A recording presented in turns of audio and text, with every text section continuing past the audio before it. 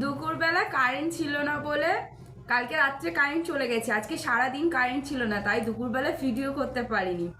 রান্না করেছিলাম, অনেক বেলা হয়ে গিয়েছে রান্না করতে, আর চান করেছি কখন যেন 3:30 বাজে, তখন খেতে খেতে 4টের ওপর হয়ে গেছে। কারেন্ট আসবে আসবে আসবে তারপরে চান করব বলে ট্যাঙ্কে জল ছিল না, কল টেনে টেনে সব কাজ করতে হয়েছে আজকে। তা চলো আজকে রাত্রে কি করেছি সেটাই তোমাদেরকে দেখাই।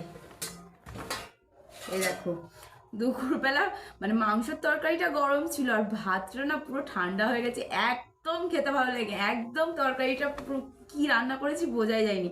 ওই জন্য রাত্রে আর ভাত করিনি, ওই জন্য দেখো পরোটা করেছি।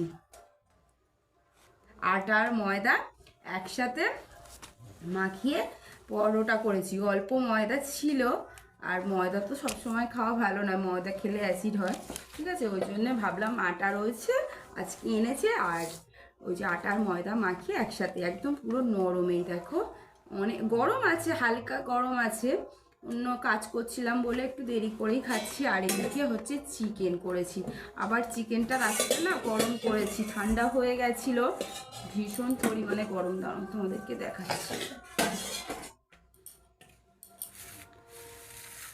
এই দেখো চিকেন, দুপুরবেলা মাংসের আলুটা না গলিনি, মানে গলেছে কোনোটা, গলেছে কোনোটা গলিনি, মানে একটু শক্ত ছিল, ওই জন্য আবার রাত্রে এখন ভালো ভেবে একদম সিদ্ধ হয়ে গেছে। এই দেখো।